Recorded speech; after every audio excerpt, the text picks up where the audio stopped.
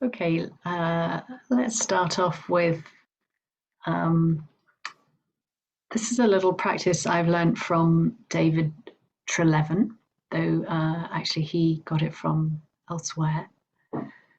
And I think it's a really lovely practice. It's called the hand fist practice, and it's taught in a trauma sensitive context, or trauma sensitive mindfulness, trauma sensitive meditation. But I think it also has relevance to any sort of holding any sort of difficulty or difficult emotion in ourselves. And I think it points to the often the desire to get through, an attitude of sort of getting through what's happening, rather than actually really being willing to say, well, this is it. This is what's happening.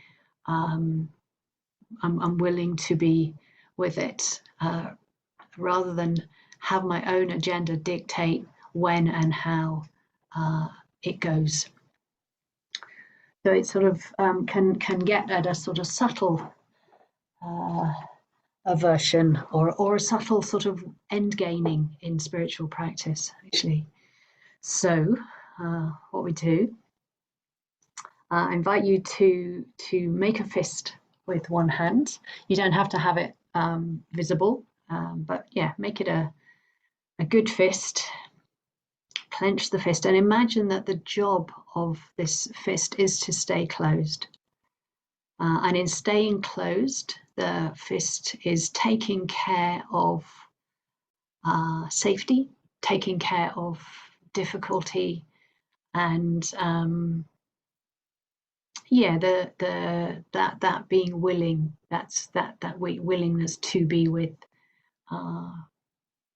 painful body sensations, painful emotions, whatever it is. Then with the other hand, have a go at trying to pry open the fist that's closed. Really let yourself have that experience of trying to open. So the fist's job is still to stay closed, and the other hand is just having a go. And just notice what happens. And then let go, let them both go.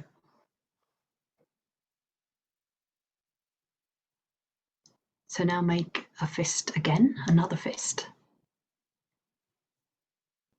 And again, the job of the fist is to stay closed and to keep you safe, keep that sense of just allowing what's happening to happen. And then with the other hand,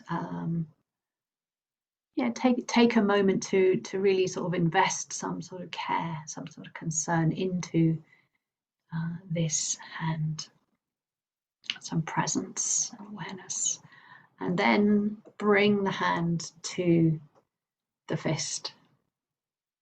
And again, the job of the fist is to stay closed.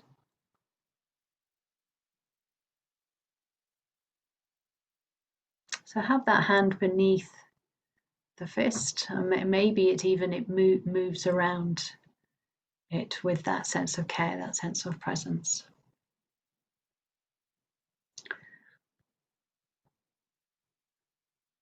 And with that other hand, the open hand, you're sort of conveying your support to the closed fist.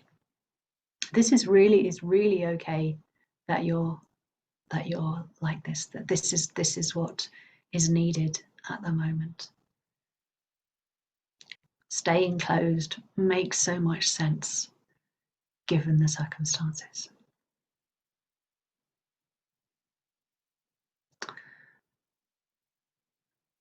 And this hand is really just here to support you in give you what you need.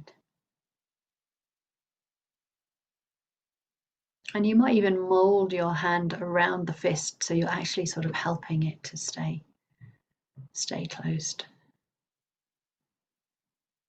Letting it know that the fifth concerns matter.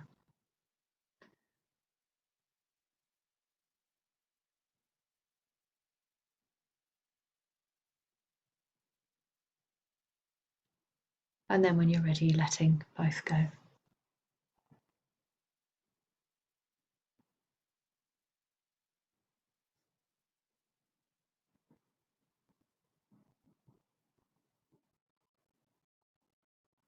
So again, as with all of these little practices, just to the extent that you remember them, just feel free to use them during the practice as and when feels appropriate.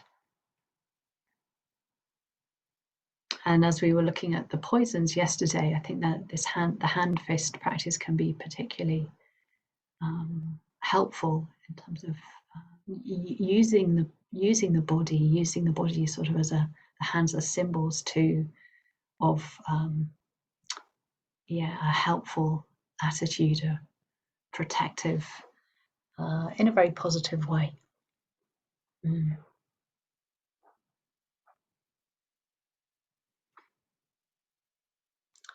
So I think where it comes from is generative somatics. The outfit is called, and it's someone called Stacey Haynes and a colleague, Spenta Kandawala.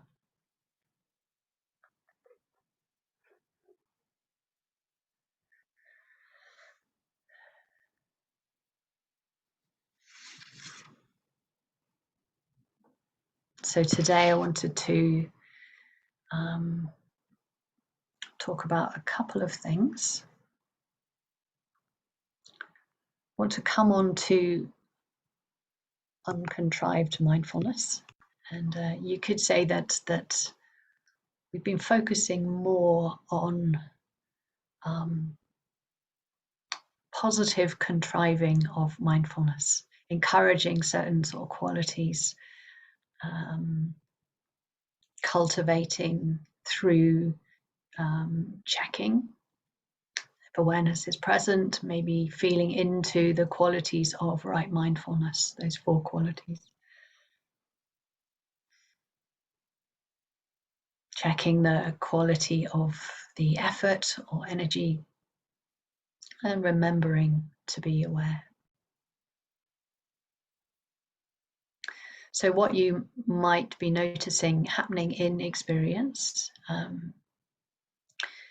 is when we start to notice how spontaneously mindfulness re-arises.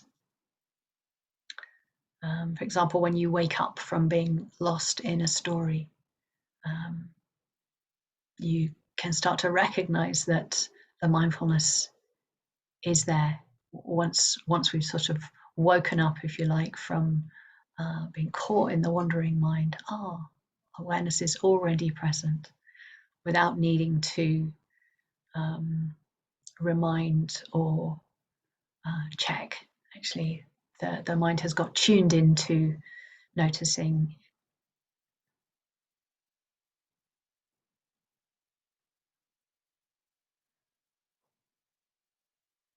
So this is a certain point in practice when we start to have a bit more momentum. Awareness and wisdom, or the right view, Dharma perspective, are sort of up and running in the mind to some degree. And so it's important that we recognize that and have some flexibility in how we respond. It's like we've been using a certain amount of what I call personal effort, consciously reminding, consciously checking. But at a certain point, we need to allow mindfulness to work even more on its own than it has been doing. It's like it's become a stronger quality in the mind. Right view also, that working together, this sati sampajañña, working together in the mind.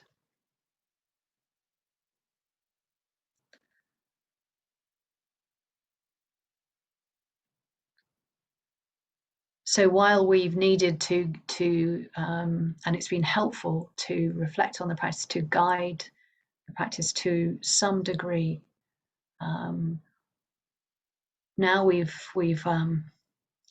can sort of take the stabilizers on our mindfulness bicycle off. We've sort of got going. The energy is there. Some degree of consistency and continuity of mindfulness, and we let mindfulness do its own work. We let it do its job.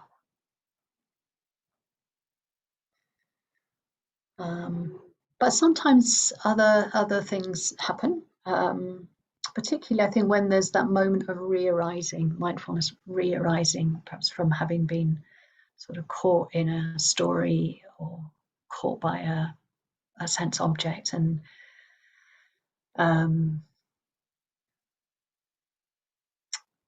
so it's worth making conscious what can happen in those moments where perhaps we've been going along, the mindfulness has been pretty consistent for a while, and then before we know it, we've been off in a story, and then we realize that we wake up into out of that story. So there are a few things that can happen then. One is that we judge the moment. We judge, oh, I haven't been aware. Practice was going really well. So we can look back to what was happening when we were unaware, when we were lost in the story. Or why did that happen? So we got a judgment, and we've got a sort of looking back. And so basically we miss the fact that awareness is present again. It's already there. There isn't a need to focus on unawareness. But it can be tempting, that sort of tendency of the mind to the thinking mind to want to know what went wrong. It was all going so well. What went wrong? Don't need to really. If it keeps happening, then definitely there's sort of use awareness to have the interest to think, oh, what is going on there? But mainly we want to do it we don't want to miss that actually awareness is already present once we're awake to that moment. So thinking about stuff or the judgments that arise both make us tend to focus on unawareness rather than the fact that awareness is present. I think the other thing we can do is try and do a bit too much in that moment. We can slightly panic. Oh, I was lost. Now I'm back. I'm in awareness, and in that, and be a sort of implicit attitude. Right, I've got to get to it. So we can over effort by trying to do something and sort of snatch at the mindfulness. And again, we miss the natural awareness that's already there. So all of these things, the judging, the thinking, and the snatching, as you can probably get the feel from what I'm saying, is that they create big sort of ripples. They create some agitation in the mind, which is counterproductive to continuity of mindfulness.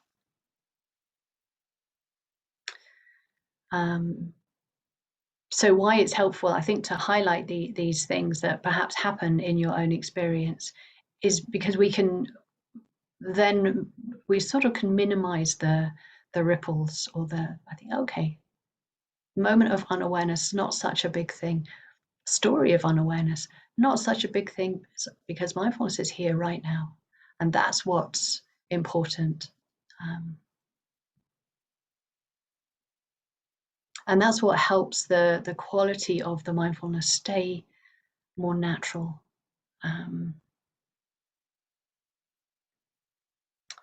One of the times I was in Burma,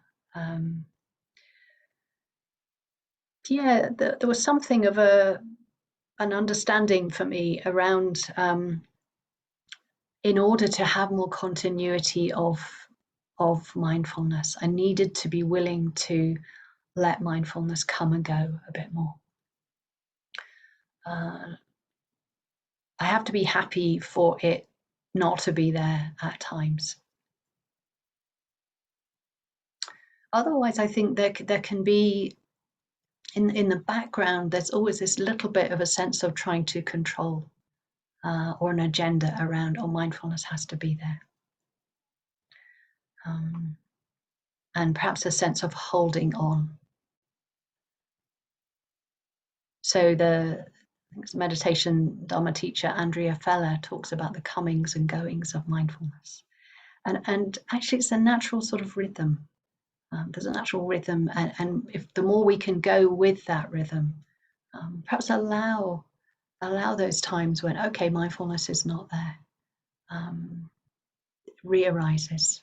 The more we can sort of watch that process, almost watch the going into unawareness and watch the coming out into awareness, and it can become much smoother.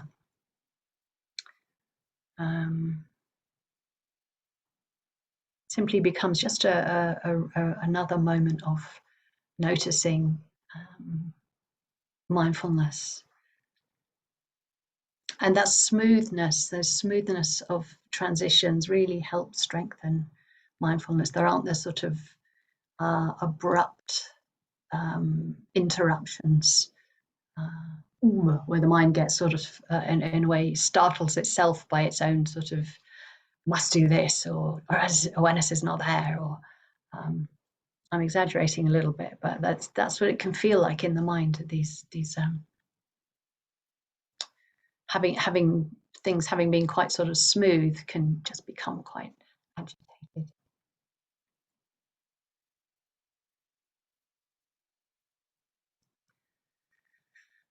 So we can start to recognize the mind that is sometimes over eager or a bit hyper vigilant, and perhaps jumps on experience a little bit.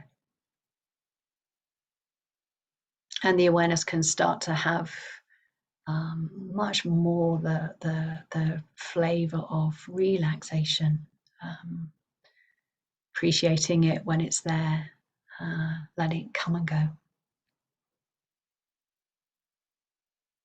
So that can help feed into the momentum that I was describing, the lack of sort of stabilizers, and in a way allowing mindfulness and right view to do their own work. And we can get really familiar with that flavor of awareness naturally re-arising. It can give us more of a sense of the taste of mindfulness. Start to see how often it happens, actually, how often it's naturally there, happening by itself and completely effortless. Now that in a way, it's become self-sustaining. The interest and the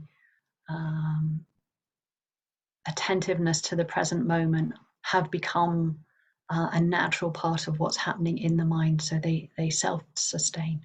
It doesn't mean that they do it forever, but for at this moment, for these moments, this is what they're doing.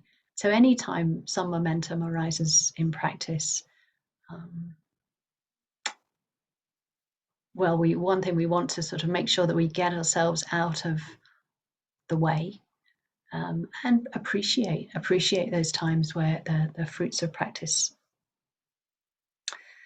because that absence of trying to control awareness, trying to control experience, we can start to explore the experience of awareness itself, of knowing that we're aware.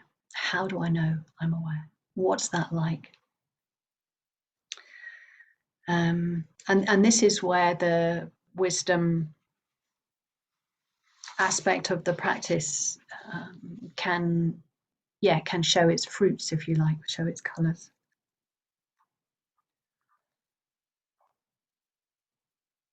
So I had one or two questions this week around the wisdom aspect of the practice, and it's consistent with the receptive nature of the practice. We don't really try and direct the mind towards particular reflections or towards particular concepts. We don't really talk very much at all about the lakshanas or anicca, anatta, a little bit more about dukkha. But we look to set up helpful conditions, grow these helpful qualities of the mind, where the mind starts to recognize how things are. It starts to have its own experience of conditionality, of certain things, certain conditions leading to certain outcomes. Or perhaps there's a moment, I think I described it earlier, where we really understand the nature of the breath in those moments. You understand without, in a way, putting any sort of label or this is impermanence or whatever. It's like really being with the breath as if it's, and knowing this is the first time, this is the only, this is the experience of the breath in this moment, the nature of the breath. Vajradevi says something like, we're not trying to see the lakshanas or even experience the lakshanas, but there's or setting up the conditions in which the mind can understand that sort of deeper, really clear knowing of a deeper way of seeing. What Shempen Hookham was talking about, these glimpses of the nature of mind or the nature of experience.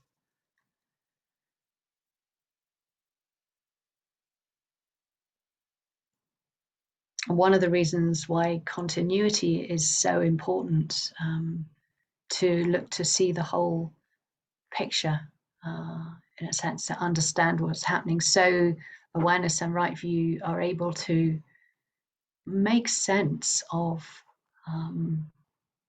the mind, make sense of the nature of mind. So little insights start to come, little understandings of the nature of experience. And over time, sort of larger understandings or insights come. Sometimes I think of it as a bit like a jigsaw puzzle. And just over time, the mind is able to sort of put in the pieces that make the whole picture clearer. Initially, maybe there's just some bit of grass in the left-hand bottom corner or something. There's something that you think is probably grass. But yeah, over time, it becomes clearer, becomes more sort of filled in.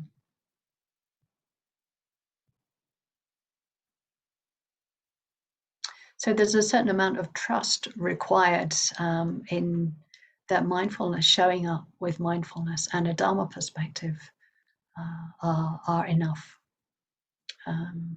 to, in a way, you rather than that personal sense of I need to understand this, I'm going to work this out.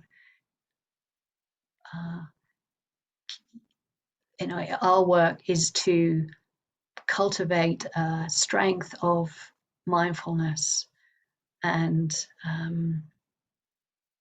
keep reinforcing a Dharma perspective of right view, and let them do the work. They're much more able, if you like. That's their job, is to do that work. We've got a whole sort of mishmash of other sort of stuff, streams in the mind, streams of craving, streams of confusion, streams of having some agenda about what we want to happen. But actually becomes very simple when we just think, just let awareness and right view do their job.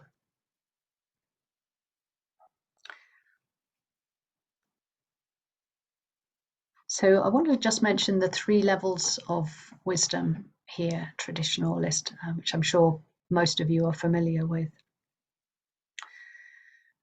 Because one of the things that supports wisdom is the recognizing moments where wisdom is working in the mind, where there is a slightly different perspective, or there's other ways of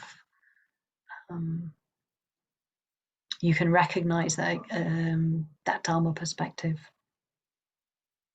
So regardless of the level of wisdom, it's significant to recognize when wisdom is more in the mind than the klesha perspective. And recognizing wisdom will strengthen it. So the first level is where we take in information, what we know about the Dharma, and specifically how to work in whatever practice that you're doing. And actually in this type of practice, it's particularly significant because right view is part of what we're using as the lens through which to understand what's happening. So in the second level, you apply that information to your experience. So you experiment and you learn for yourself. And really helpful here not to worry about making mistakes or trying to do it right. There's a lot of work in this area. It's a very big area of learning. Some teachers call it the intelligence aspect of wisdom. Again, not in an intellectual way, but in that taking the initiative and really noticing what's happening.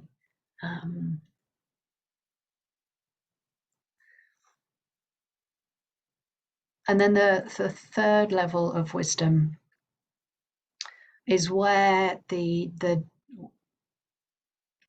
Sati Sampajañña perspective, the mindfulness and wisdom perspective, becomes natural in the mind. And the Dharma perspective, with a degree of insight or wisdom, becomes the natural way of looking, a natural way of seeing. And I want to come back to the 4 Sampajaññas that I talked about early on, because I talked about the first 2 as being like Dharma Vichaya, this investigation of phenomena, investigation of dharmas. So the first 2 Sampajaññas are seen as if you like, the causes. They're how we work in practice, and we work with the comprehending our purpose, this clear comprehension of purpose, clearly knowing purpose, both in our macro sort of knowing our life way, and the micro way within the practice. What's helpful now? What's necessary in this moment? What's happening? All those questions that can quite naturally arise when Sampajañña sort of switched on in the mind. So they're the more active aspects that bring us to the 3rd and 4th Sampajañña, which are more like results, if you like, more like effects. So the 3rd Sampajañña, and you, as with a lot of these qualities, you can see them in different ways, and different people will talk about them different ways. And yes, so I think some people, I think Subhuti is one of them, will talk about the 3rd Sampajañña. It's called Gochara Sampajañña, and Gochara means the grazing field, or the grazing ground. And so some people will talk about this as, this is about sort of what you pay what you pay attention to. And I've not been taught about it in that way, as the what the mind pays attention to, but something else, and I think something actually more profound. So Gochara Sampajañña is when the mind naturally starts paying more attention to the Dharma nature of things rather than the concepts of things. So this is the very, very simple things within our experience. There's hearing is happening, and most of our attention goes to what has been heard and to giving that some sort of label. So we relate more strongly. Maybe it's a bird, maybe it's a dog, maybe it's a car, all concepts. But Gochara Sampajañña comes when actually there's a more natural relating to simply the sound. The concept is known, but it's like it's shrunk a bit, if you like. The balance of knowing is much more towards knowing, just knowing the experience as it is. So knowing that hearing is happening, knowing that it's a sound object. I had an experience around this on one of my trips in Burma, which I know many of you have heard before from being on retreat with me, but I'm going to say it again anyway. I think it's helpful. So I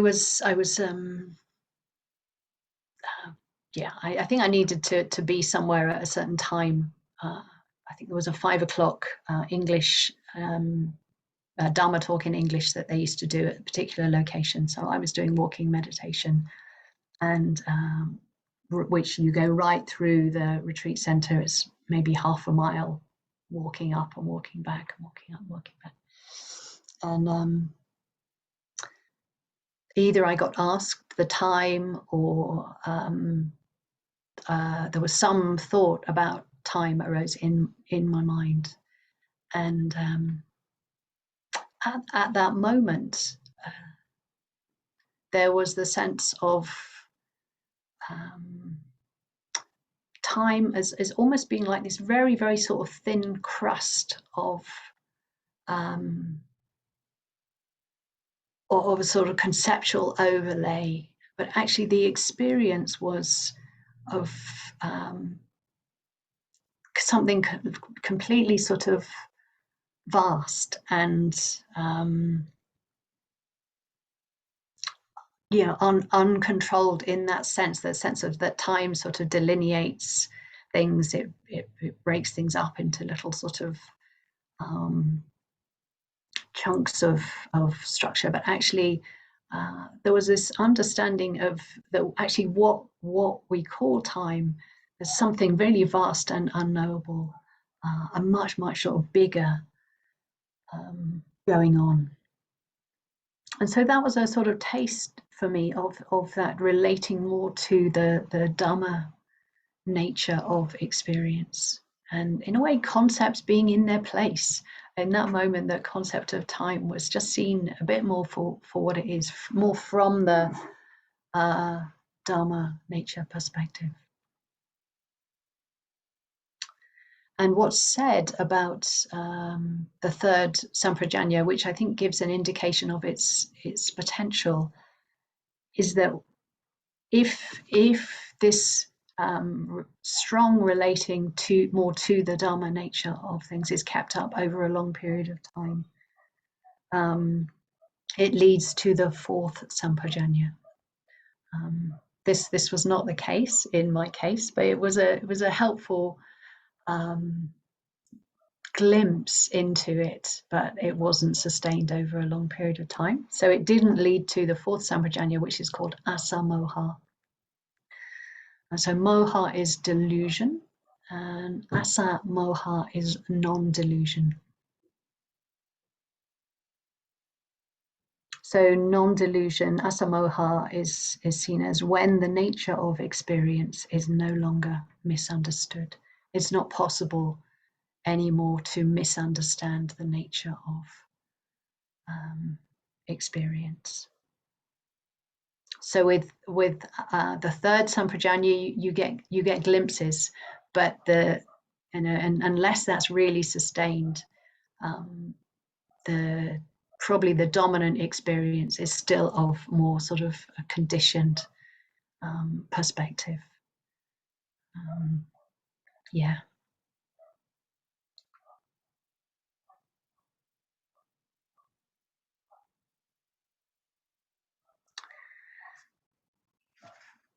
Actually, something I wanted to mention earlier, and I didn't quite get it in the right place, but I want to say it now. So I want to sort of I want to talk about what I mean by uncontrived. And again, some of you will have heard this through the book launches, but I think over time, as I teach, I get more confident that things can be said over and over and over again. And I know that I need that for myself. So especially as the mind is so subtle and it's so sort of slippery. So I'm taking it that your minds are not so different. So even if you've heard me say this quite recently, I'm going to say it again. So Vajradevi just posted up the first two Sampajaññas, the Pali for those. Thank you.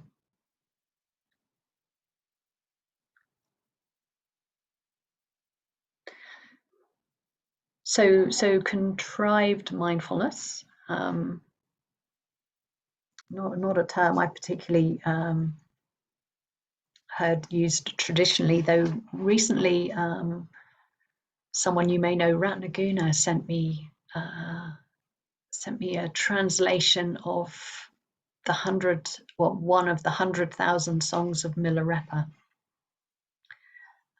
It's a particular song of Milarepa, so one of the Tibetan traditions, and they talk about uncontrived mindfulness. This is the first time that I've seen it, or the uncontrived mind. First time I've seen it in print, so I was quite happy about that, because it sort of came about a bit by accident that I use it as much as I do. So contrived is something a bit more like you're encouraging or cultivating conditions. The conditions of mindfulness, helping them grow to be a stronger stream in the mind. So they have a stronger influence. The stronger the stream of skillful mental states, skillful streams, for want of a better context, then the more influence they have, the more influence they have over our behavior and our ability to understand. So we've been growing, encouraging, cultivating mindfulness and a Dhamma perspective, and the other positive qualities of mind, the skillful qualities of mind that go along with that. And when we get to the point where there's some momentum in the mind, can start to touch on mindfulness that becomes uncontrived.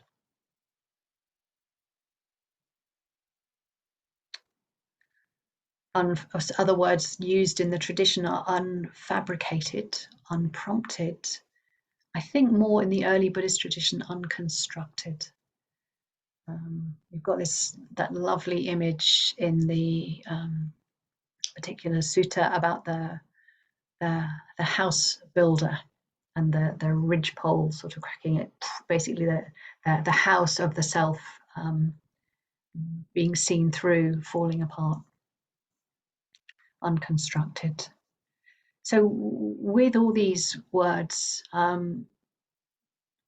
what that's pointing to, the experience is pointing to, of at times it may just be quite momentary in practice, awareness, right view, working along. We can lose the feeling of someone sort of controlling and directing the practice, someone doing the practice or thinking about the practice, and actually is simply happening on its own terms, because those mental factors are off and up and running. In the same way with the bicycle image, stabilizers off, we've got going, don't need to do very much at that point. Keep an eye on what's happening. So we can lose the feeling that there's someone there sort of controlling it all, and gain the feeling that there isn't anyone there doing all this. So we lose this sense of self, and there's this, in a way, freedom from that perspective. And there can be, with that sense of presence, a sense of flow, absence of a feeling of sort of personal directing going on, that can lead to a feeling of just understanding that its experience is always just happening on its own. It's undirected, except for the stream of habits, streams of qualities of mind going in particular directions.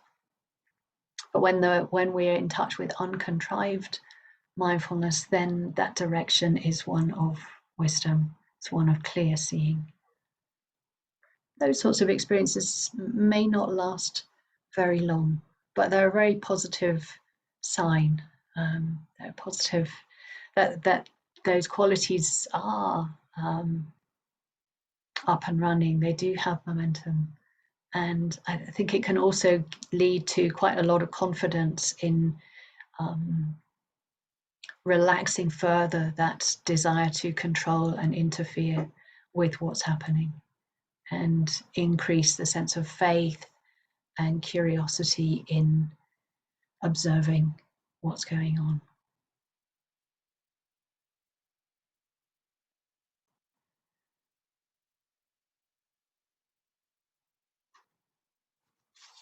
So I've talked about that happening within a meditation, within formal practice, or getting momentum. But of course, we're looking to have momentum that's outside of times of formal practice, where we're still able to watch the mind, to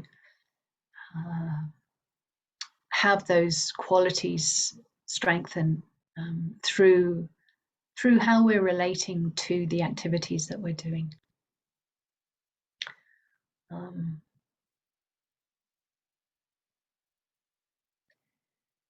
There's the perspective, if whatever we did it with the view to help awareness grow, how would that be if everything that we did was for that purpose? An incredible reorientation of for most of us, for our lives, if whatever I did I just saw in the context of okay, well, I'm washing the dishes in order to help grow awareness through the attentiveness to what's happening in the present moment. And I'm doing my work, I'm sitting at the computer with the intention of how can this activity help me strengthen and grow awareness and increase momentum. And the fruits don't necessarily come on the cushion. Certainly quite a few of my aha moments have come when I'm cycling, when I'm swimming, in communication, daily life. As Bantu said in that reading about insight coming when you're peeling potatoes, there's no sort of situation outside, as long as there's some sort of awareness there. There's no situation where insight can't arise.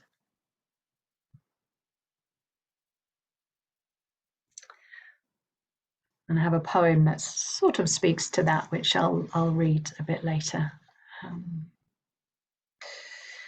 But for now, any thoughts or any comments about anything I've said this morning, anything that's arisen for you?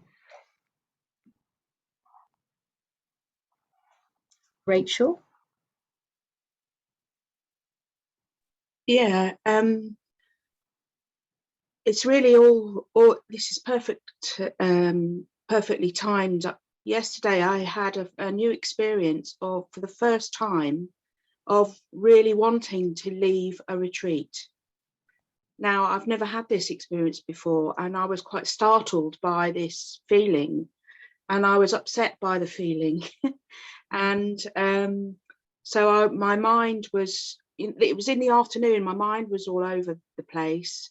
I had all sorts of emotions running through very rapidly, pinging all over the place. And normally I'd have taken myself somewhere to do something to bring myself out of this feeling of pain, this horrible feeling. But yesterday I didn't. I just sat with it, and I really enjoyed that puja last night. And I woke up this morning and I felt like my heart had vomited out a plug, and that my heart has begun to beat again. And I think it's just the fact of a new experience that startled and frightened me. But the faith that you've just talked about, of I'm just going to sit and see what happens. And I know this is dukkha, this is mind made, this is mischief, and it will stop. I know I've been there before, but I've never had that experience of wanting to leave a retreat before. And I know it's not true, because I love my retreats. So yeah, it's been amazing. Sadhu for staying with it. Such an important part of the practice, being able to be willing, and sometimes we have to we can only sort of glimpse at the discomfort or the pain, or we have to put a little bit more of put a lot of softness around it. But sadhu for staying with it and vomiting out your plug. Yeah, and that hand around the heart, that's tight. It's just lovely. Thank you so much. Thank you. Anything else?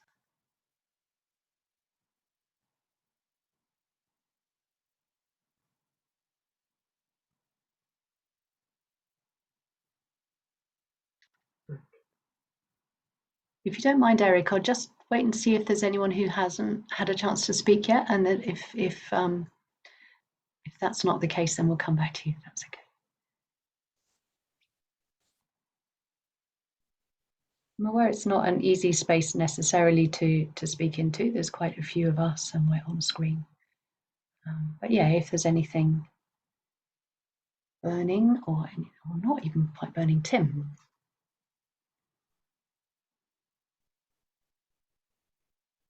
Oh, you're still muted.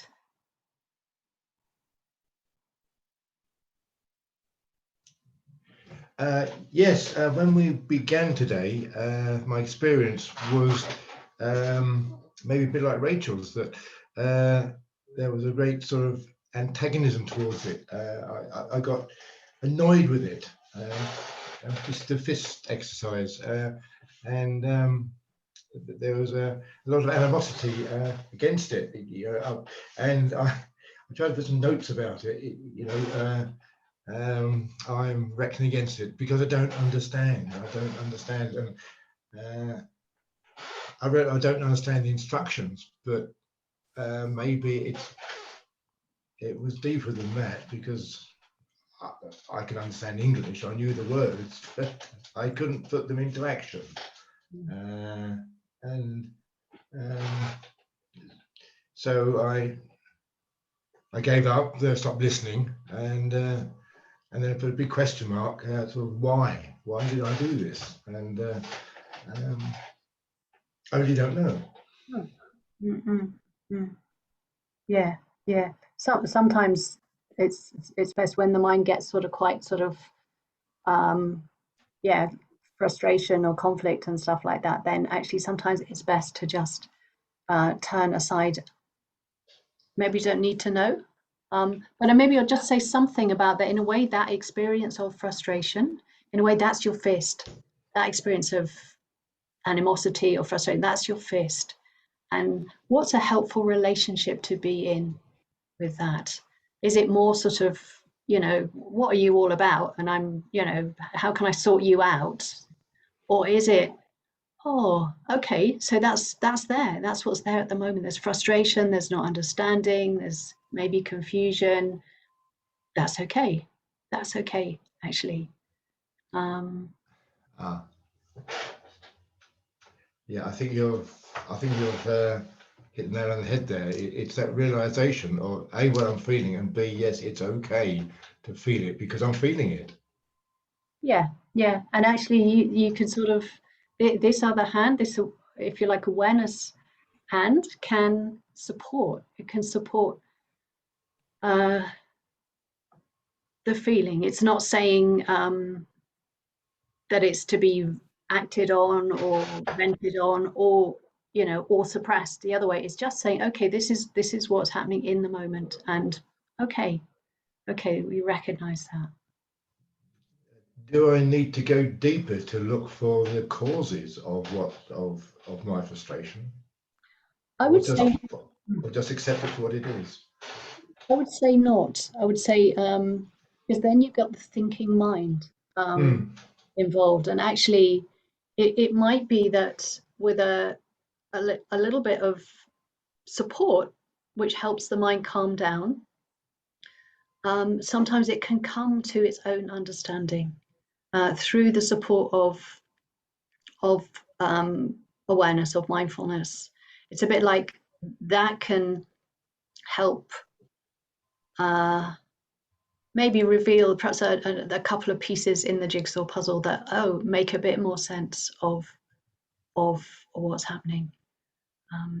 So I would say again, it's sort of letting a different sort of understanding come, a different way of understanding, rather than the thinking mind that tries to think things through and sort things out.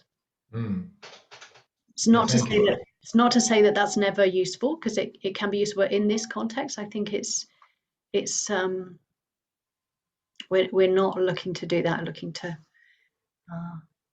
let awareness in its own time come to a understanding. Okay. Yeah. Good. Thanks for your courage in bringing it, both of you and Rachel. Yeah. Maria Jose.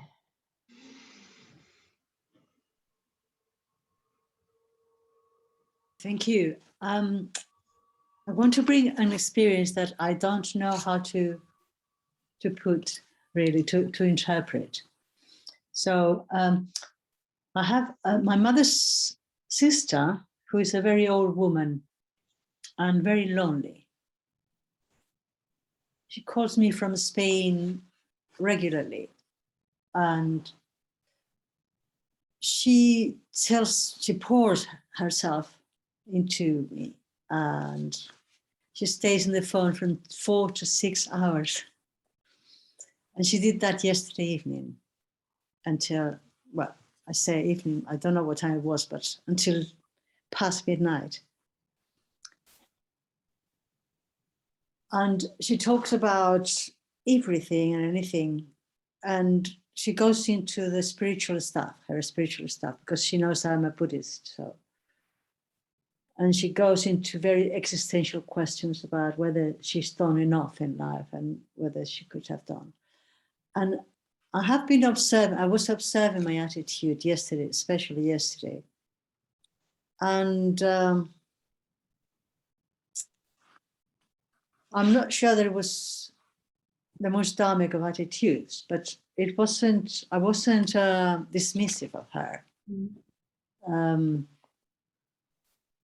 I was acknowledging that she needed to be listened to, that she was lonely and she had no one to talk to, and that I was the only one who was listening to her. I was the only one who could listen to her. She told me that various times, that people don't listen to her. And I thought that perhaps I could raise the bar a bit and just question various things that I hadn't questioned before of what she was saying. So I question things like, well, and aligned with her a bit more. Question things that were a bit too much, too often, too repeated, and didn't make sense. And they were just assumptions, really. And I don't know how to catalog all that experience, you know. I don't know whether it was because it was so long and it was so full of engaged in feeling and in mind and everything, you know, while I was in retreat. I don't know how that, where that fits, really. Yeah. I mean, without knowing, I mean, clearly there's a whole really long relationship here. But I suppose in terms of the practice, those questions of what's you were checking in with your own mind. How is the mind with this, and aware of some of what was happening. But the question, what's helpful here, and you're not separate from that. It's like, well, what's helpful? It doesn't, because I think the practice isn't about not making choices or setting up boundaries or anything like that. So in terms of what's helpful here, is it enough time, or is there a sense that you have to keep going as long as she wants to keep going? Somehow you having the initiative within that. What's helpful, what's not helpful? Yeah. I think I have a feeling that through time she has changed the discourse a bit by tackling these situations, stagnant situations, and questioning them. You know, just what do you mean by that? But questioning not from a critical point of view, but let's talk about this. What you say, what you're saying, you know, that sort of thing. And and saying what I would think, but yeah, it's otherwise it's one of those family things, isn't it? Yeah. So you bring yourself in, and that's fine. I think you bring, you know, something that's of value to you, and try and take the conversation in that way. Yeah. Yes. Okay. Okay, maybe Eric, if we hear briefly from you, and then we'll take a break.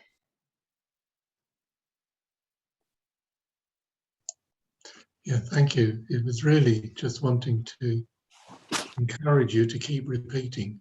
It really is what I need. Thank you.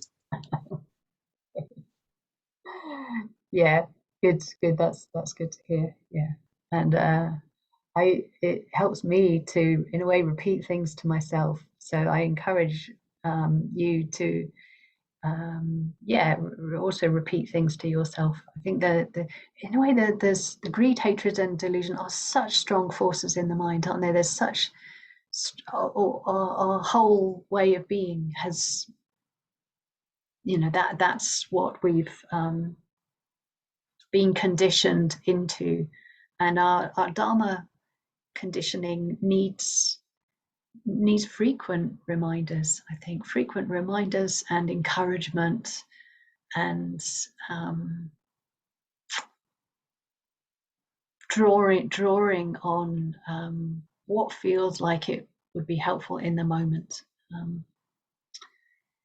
Whether that's something that's connected with our faith, something that's connected with positive emotion, something that's a reminder to receptivity. Yeah, good. Let's hear it for repetition. Okay, let's have a bit of a break, and then we'll sit after the break. I'll lead us through something. So how about a couple of minutes after 1:45? Let's say 15 minutes. So we're on, I make it 11:33. So I don't know, what does that make it? 52? 47? 47.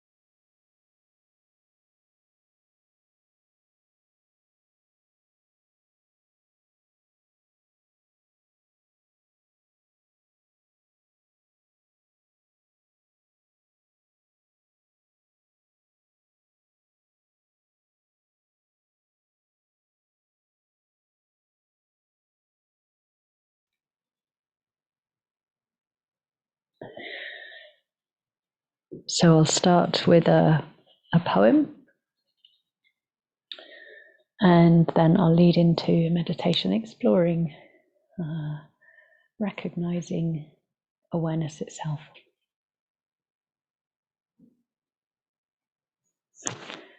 This is a poem called Notice by Steve Coet.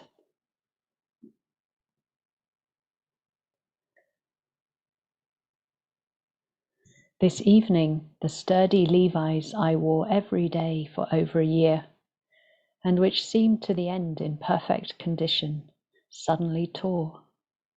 How or why, I don't know, but there it was, a big rip at the crotch. A month ago, my friend Nick walked off a racquetball court, showered, got into his street clothes, and halfway home collapsed and died.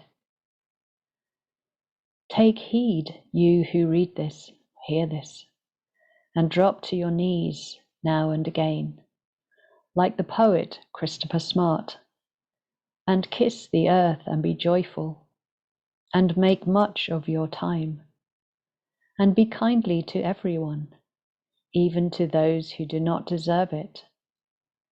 For although you may not believe it will happen, you too will one day be gone. I, whose Levi's ripped at the crotch for no reason, assure you that such is the case. Pass it on.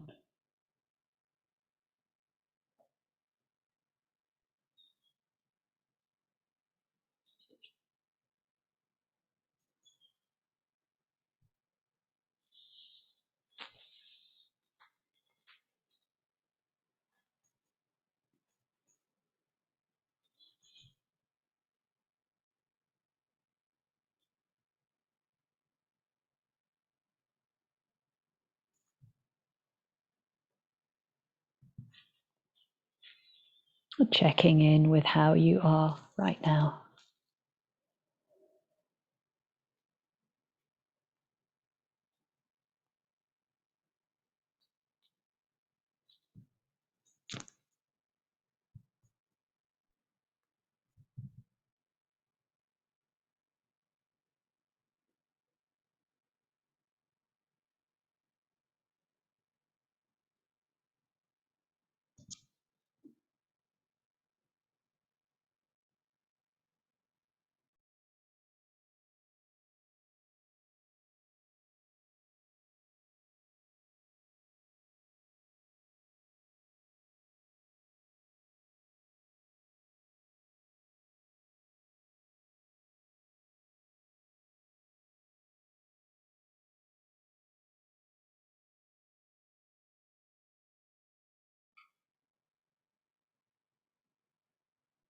Recognizing any sense of an agenda for the meditation, any sense of how you'd like it to go,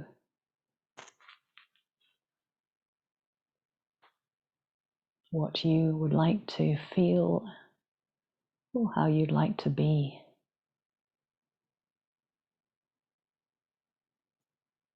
And just acknowledging those feelings and expectations as a way of making them conscious, making them into objects of awareness.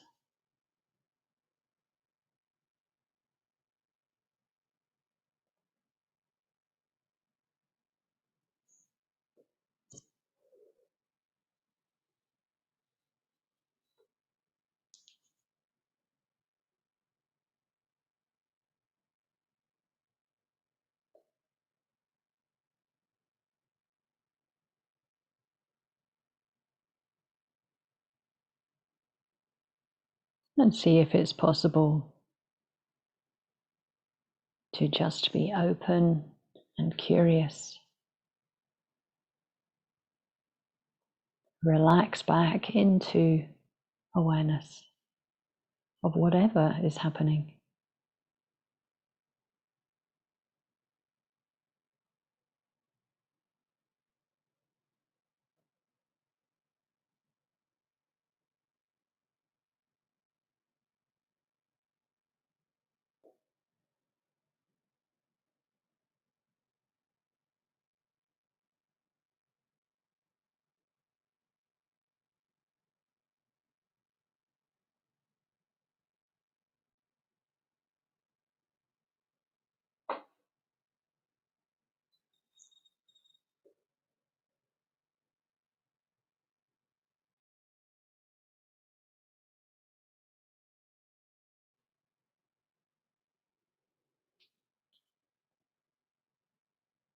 Objects come and go.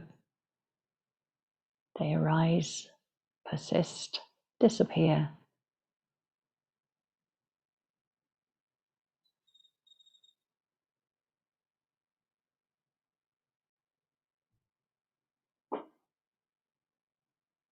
Awareness too arises, persists through several or many mind moments and disappears, comes and goes.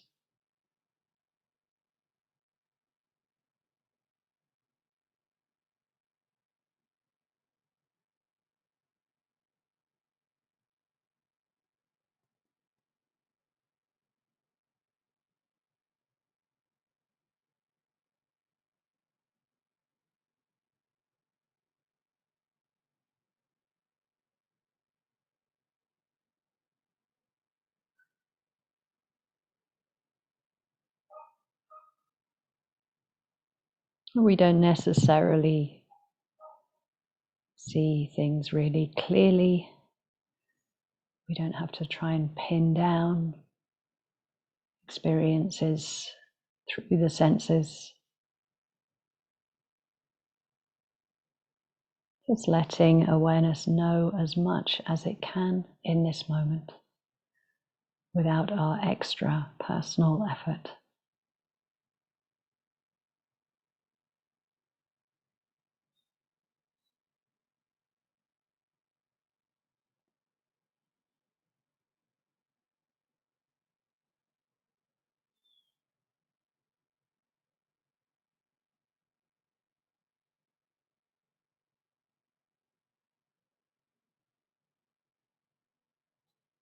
what is being known and how is it being known. Can you recognize the flavor of the awareness that's knowing objects, knowing experience?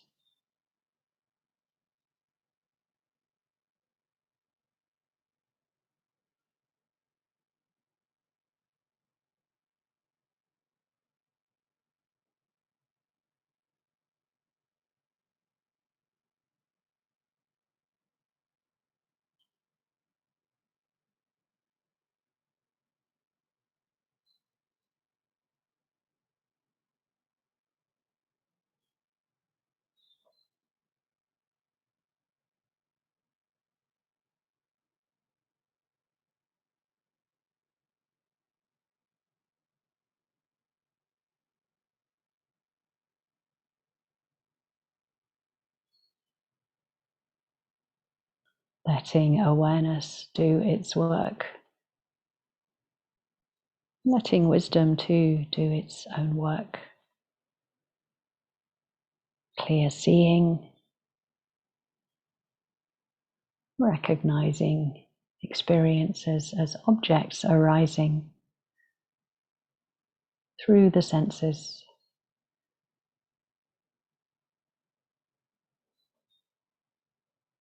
Objects of seeing, of hearing, objects of mind.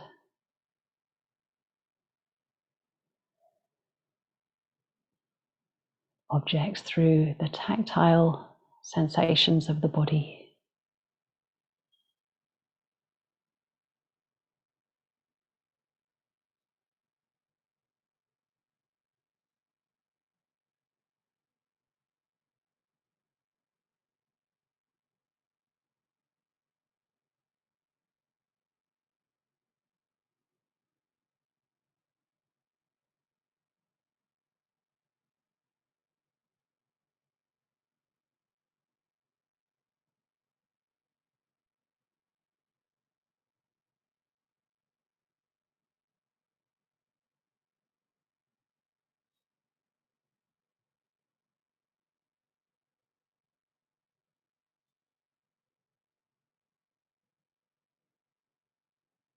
Seeing if it's possible to be satisfied and appreciative of what awareness and right view can notice in this moment, and the next one, and the next.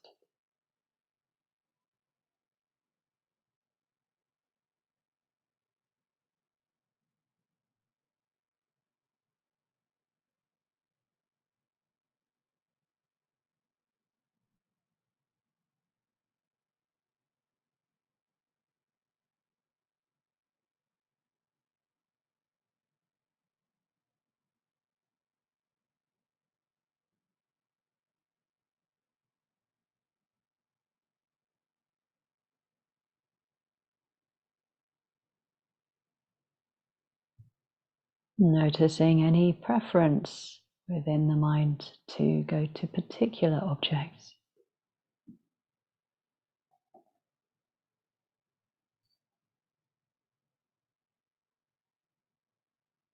Perhaps a stream of thoughts or a discomfort in the body, or something pleasurable, beautiful within the visual sense sphere.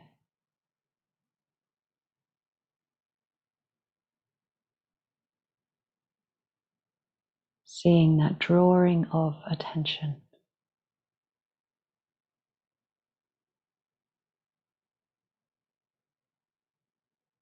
Movement of mind.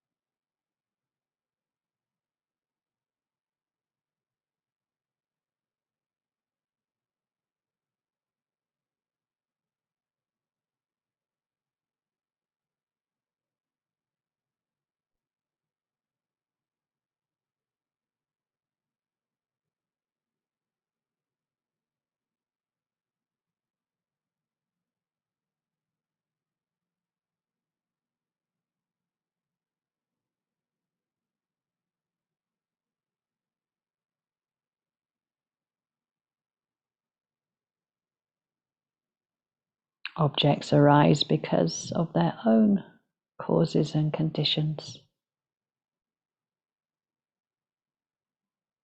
And awareness too arises independent upon certain causes and conditions being met.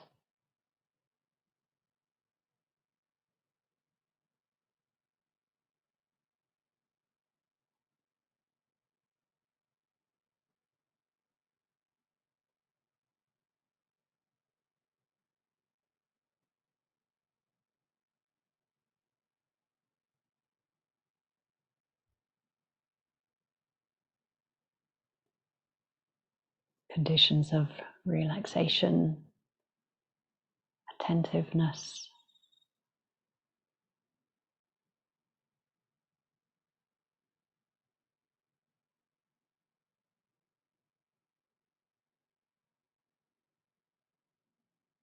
the intention towards present moment awareness.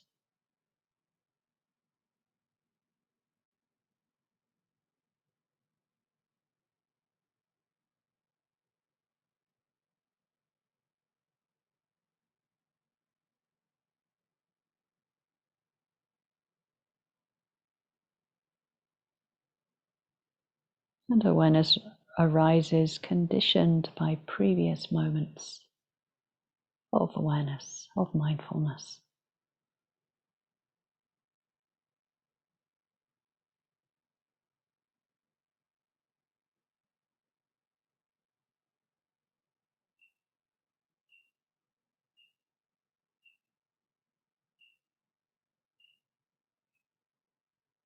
Each moment of mindfulness is of equal value.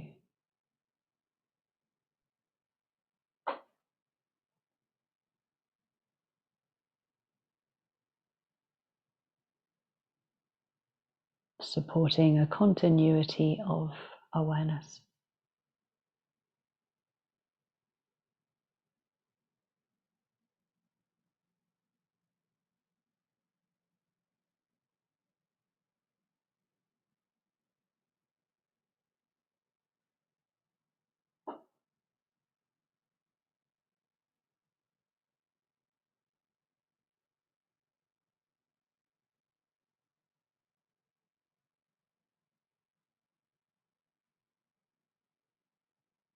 By recognizing the comings and goings of awareness, we condition more moments of presence, openness, and the ability to know subtlety in the mind, in the body.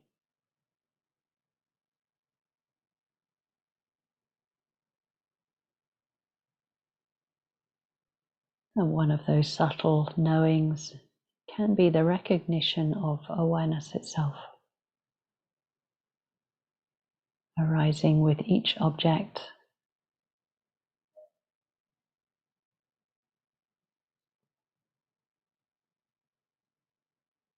And if it feels accessible, you can tune into subtle knowing of the experience that's arising.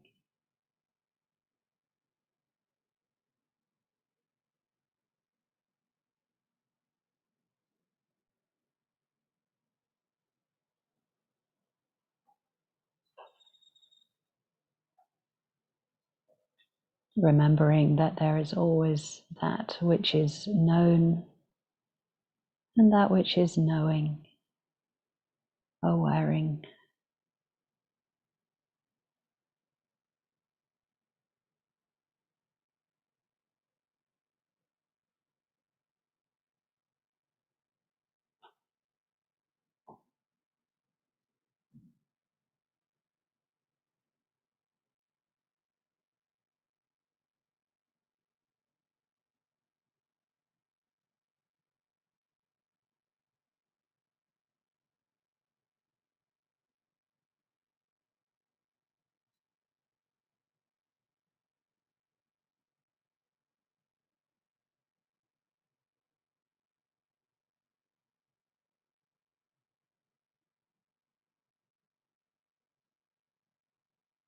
You might begin to notice or recognize and feel into the presence of awareness as it arises with different objects.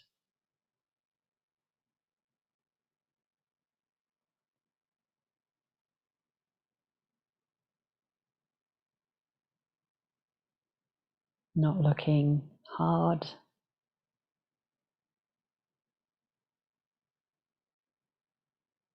perhaps looking out of the corner of the mind's eye.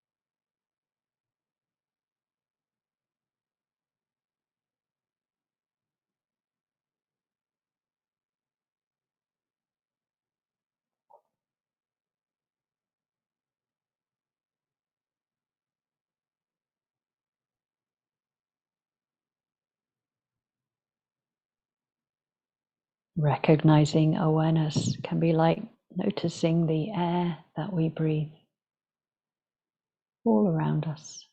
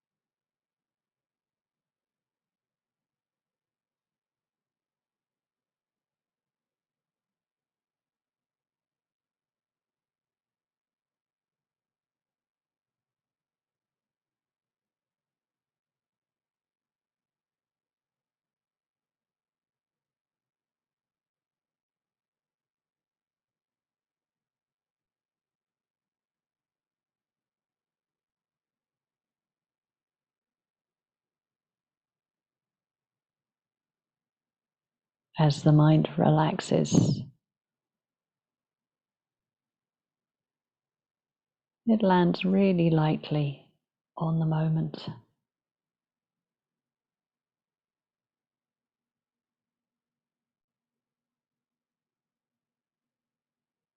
Awareness and object arising.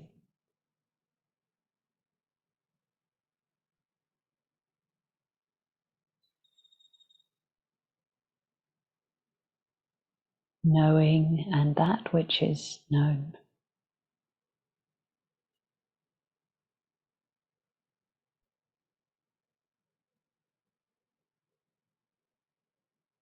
Sound being known. Sensation is known.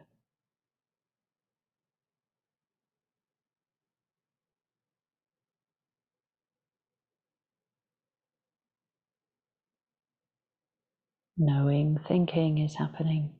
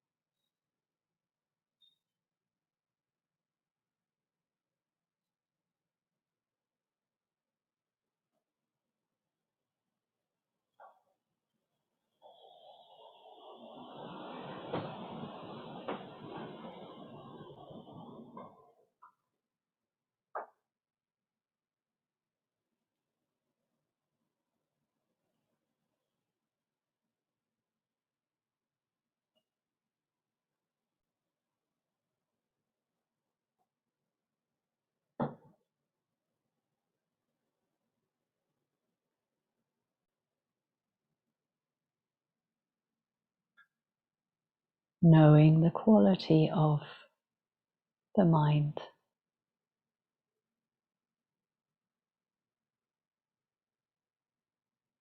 Recognizing subtle mind states when they're present, peacefulness, contentment, any sense of pleasure.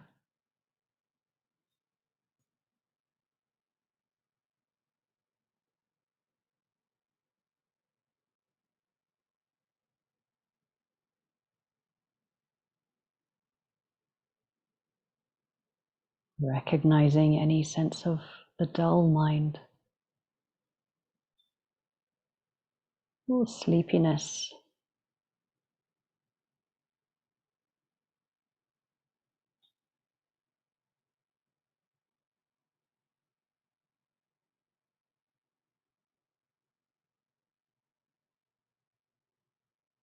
Tuning in with curiosity.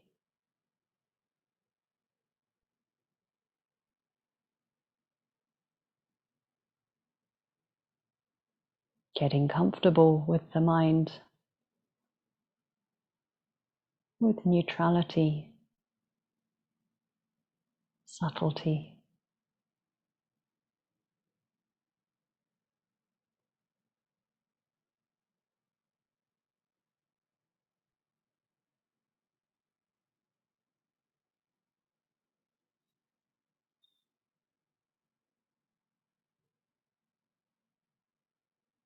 What's the quality of the mind that's knowing or observing?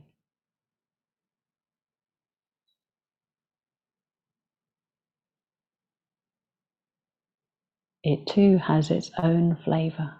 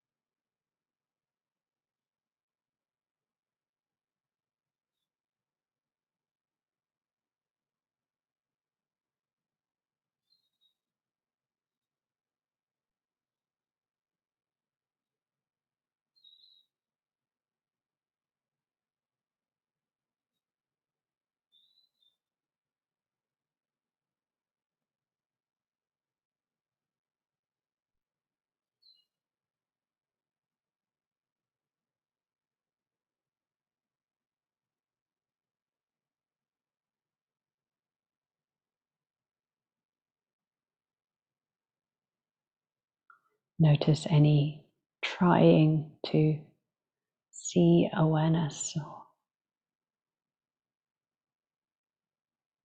putting in a bit too much effort. Or if that happens, just settling back and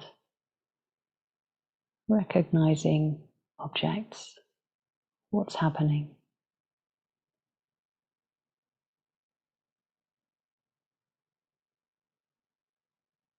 Or following the attention as it moves from one sense door to another.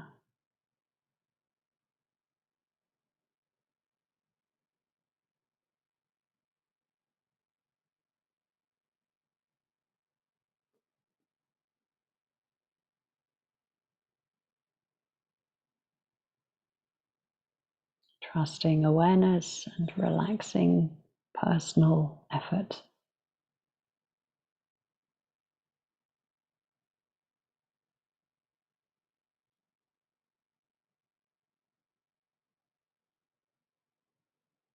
Letting curiosity take the place of that personal trying, doing.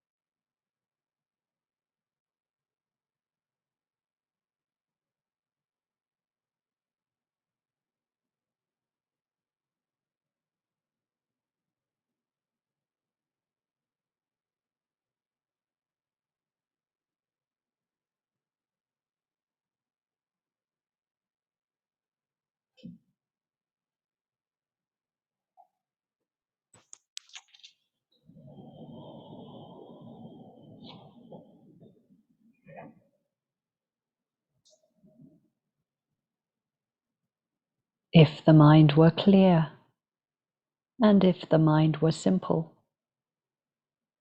You could take this mind, this particular state, and say, "This is how I would live if I could choose.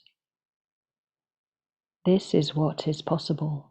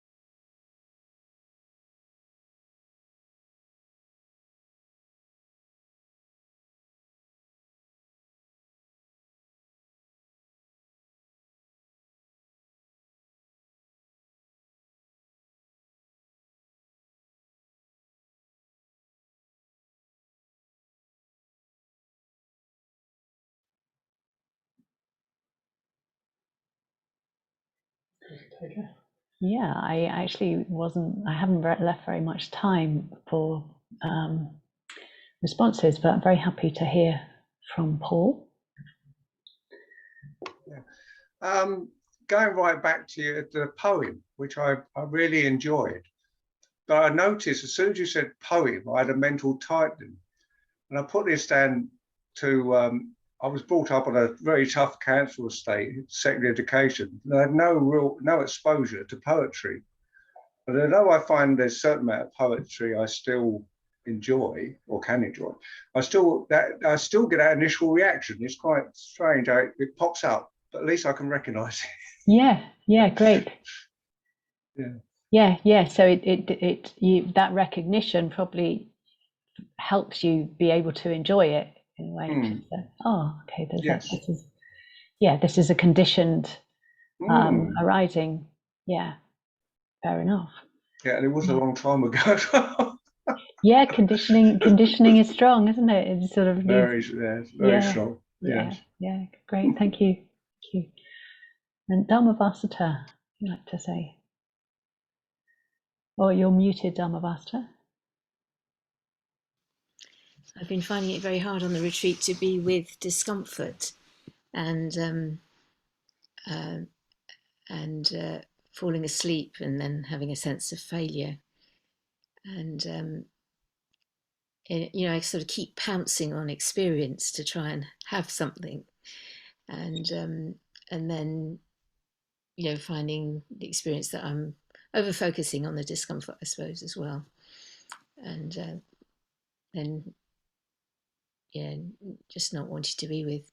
But today I gave myself permission to fall asleep, to go in and out of it, and I found I was able to come in and out with a bit more clarity, and it was really interesting. Just I think relaxing that tightness around thinking that's what I'm meant to be doing is be with, and So yeah, it felt a bit more fluid. Lovely. Yeah. So it sounds like rather than that sort of be with, which can have that sort of implicit sense of must be with. There was a sort of almost like an alternative sort of feeling of coming to, rather than must be with, coming to in a more natural way. Well, not even that really. It's sort of trusting awareness a bit more, trusting that it was a bit of kindness, really. Just sort of trusting that. I think what you said. I think normally I come back into awareness, and it's like I focus on the failure that I've been out of awareness. And today I was reminding myself what you said about, I'm coming back into awareness. I'm in awareness now, and celebrating that more. And in that celebration, I was then able to notice. Experience for that moment at least. Yeah. Great, thank you. Yeah. Sadhavaya. And then probably you need to be the last one, I think, Sadhavaya, because time is getting on. Yeah, I was just noticing really, because there's a couple of things that I could make into difficulties, and there are sort of problems that have arisen during the week. And particularly in that meditation, there's this kind of settling back. But then when a thought about one of these things arises, there's this immediate kind of wish to get in there and grapple with it, and a kind of tension that arises. But there's also I guess the beginnings of a knowing that the grappling doesn't really help, and I guess it's propension really, isn't it? And that it probably is possible, and I haven't sort of mastered that yet, to kind of deal with these things with less propension, with less grappling, with less causing less tension for myself. But I think it was just very visible to me this morning, this reaching out and wanting to fix. Great, that which is such an important part of it, in a way, that recognition, seeing what the mind is doing, and a recognition of the suffering that causes. That's right, because it's that contrast, isn't it, between retreat, even a retreat at home conditions, and some of the things that life throws at us, and of course then I find sometimes that remembering to settle back into spacious awareness and is kind of doesn't happen. You kind of dive in. Suffer. Sorting out mind thinking, mind loves to that expression, something like that. I can't remember the exact expression that came to mind, but it was it's this sort of it's wanting to fix everything mind, or something like that popped into my mind. So that was a little bit of an inkling of something there. Thank you. Thank you. Great. Okay, so we'll leave it there. This afternoon, Mokshika is going to lead us in the session this afternoon, a retreat there. And then this evening, Vajrapriya is going to lead us in puja to Vajrasattva puja, sort of a coming together of Uncontrived Mindfulness and Vajrasattva.